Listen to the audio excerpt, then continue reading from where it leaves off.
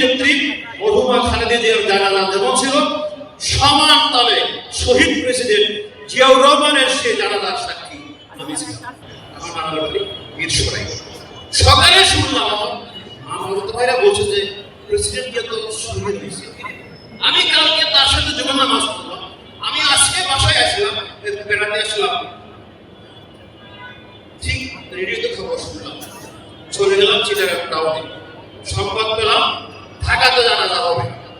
অবিলম্বে আমি ঢাকা রওনা করি এবং আমি যখন ফার্মগেট, তখন ওভারব্রিজ ছিল, একটা ওভারব্রিজ, সেখানে যখন উঠি তখন নামাজ শেষ হয়ে গিয়েছিল।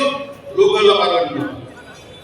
আকস্মিক নেত্রী মরহুমা খালেদা জিয়ার জানাজা যেমন ছিল, সমান তালে শহীদ প্রেসিডেন্ট জিয়াউর রহমানের সে জানাজার সাক্ষী আমি ছিলাম, প্রত্যক্ষ সাক্ষী।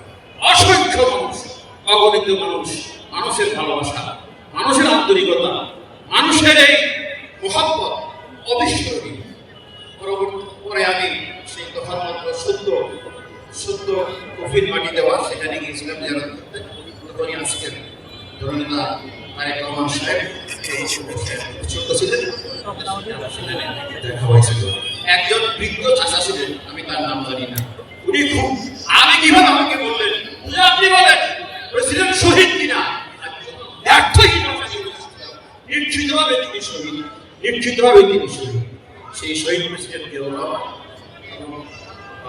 তিনবারে প্রধানমন্ত্রী মরহুমা খালেদা জিয়া। আমি যখন উত্তরপাড়া ইসলামিয়া কামিল মাদ্রাসার ভাইস প্রিন্সিপাল, পরে ঢাকা বিশ্ববিদ্যালয়ে আসলাম, তখন এই রমজানে এর নির্দেশনা ইফতার করার জন্য তিনি উত্তরপাড়া ইসলামিয়া কামিল মাদ্রাসায় গিয়েছিলেন।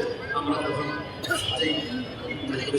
সময় সম্ভবত ঢাকা উত্তরের এখন যুবদলের নেতা ইউনুস, আমার ছাত্র ইউনুস উত্তরের, সে তখন তার ছাত্র ছিল সম্ভবত।